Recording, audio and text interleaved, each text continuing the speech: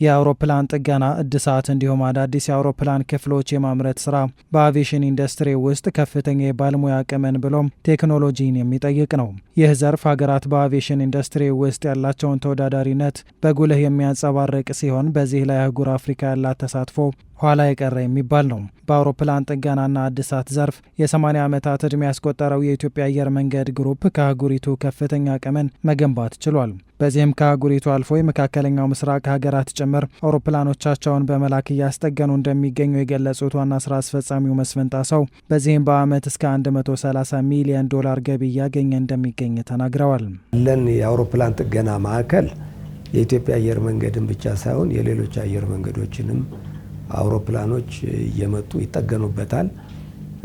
ብዙ የአፍሪካ አየር መንገዶች ከመካከለኛው ምስራቅ እንኳን እንደ ሳውዲ አረቢያ፣ ኦማን ያመጣሉ። ከሞሮኮ ድረስ የሞሮኮ አየር መንገድ ሁሉ 787ኖች እዚህ እየላከ ያስጠግናል። እና ይህን አቅም የበለጠ ማስፋፋት እንፈልጋለን። ለጊዜው አሁን ብዙ አይደለም። በአመት የምናገኘው ገቢ እስከ $110-120 ሚሊዮን ብቻ ነው የምናገኘው።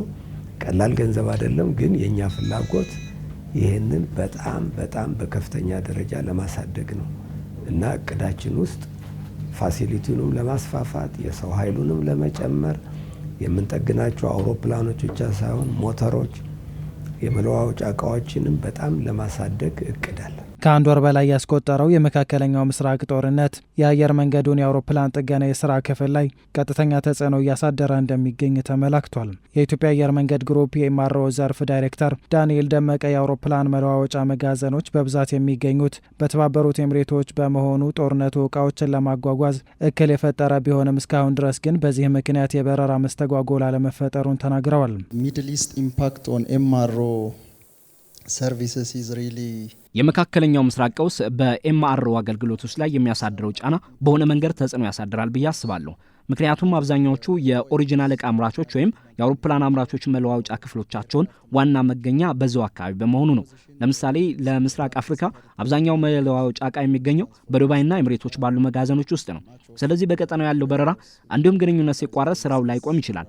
ነገር ግን የአውሮፕላኑን የጊዜ ሰሌዳ በሳምንት ሊያራዝመው ይችላል። ስለዚህ በእርግጠኝነት ተጽዕኖ ይኖረዋል። ለዚህም ነው በአፍሪካ የበለጠ አቅም በመገንባት እንዲሁም በቅንጅት በመስራት ራሳችንን መቻል የሚኖርብን። የአፍሪካ ሀገራት የአውሮፕላን ጥገና እድሳትና የመለዋወጫ ዘርፍ ከአጠቃላይ የኦፕሬሽን ወጪ መካከል ከ10 እስከ 20 በመቶ ወጪ ያለው ሲሆን የኢትዮጵያ አየር መንገድም ከነዳጅ በመቀጠል ከፍተኛ ወጪ የሚያስወጣው መሆኑ ነው የተመላከተው። የጥገና ወጪ መቶኛን በተመለከተ እኔ እንደ ዋና ስራ አስፈጻሚ በራሴ ግምት ከኦፕሬሽን ወጪው ከ10 እስከ 12 በመቶ ይወክላል። በአንዳንዶች አስተያየት እስከ 30 በመቶ ሊደርስም ይችላል። ስለዚህ የጥገናና እድሳት ወጪ በእያንዳንዱ አየር መንገድ የወጪ መዋቅር ላይ የተመሰረተ ነው።